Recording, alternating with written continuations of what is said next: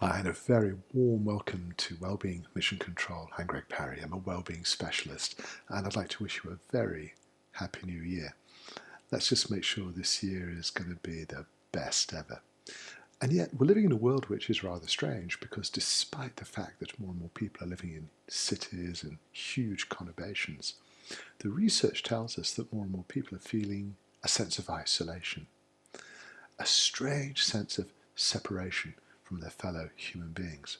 And this doesn't really suit the way that we function with optimum efficiency. You know, for hundreds of thousands of years, we have grown and flourished in small, tight-knit groups where we had the support and cooperation of people we were obviously very close to. And we have lost touch with this essential ingredient. And I think perhaps the mistake is that we don't put enough emphasis on our need to be accepted within small groups of people who can understand us. This is a key ingredient in contributing towards our health and our well-being. So despite the prevalence of social media and electronic devices to make sure that we can stay in touch, it's just a very poor, inadequate substitute for this feeling of being understood. You know, you need a voice, and it's very important for you to feel that people are listening, that people can hear you, and most importantly, that people can understand you. And if you feel that this is an ingredient that's perhaps missing in your life, and you'll know if that's real or not, that sense of isolation is it's just a very destructive sense of feeling that you're missing an important ingredient from the whole spectrum of well-being. Well, there is an answer, and it's perhaps a strange one. If you're feeling isolated, reach out to others, get in touch with other people.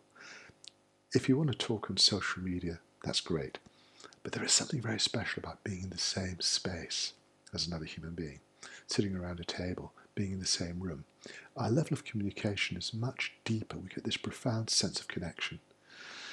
And it's interesting from my perspective in aiming to help people with their well-being needs, that when you offer to be the listener, when you get in touch with people and you extend this beautiful feeling of understanding another human being, that is mutually beneficial. It helps you as well.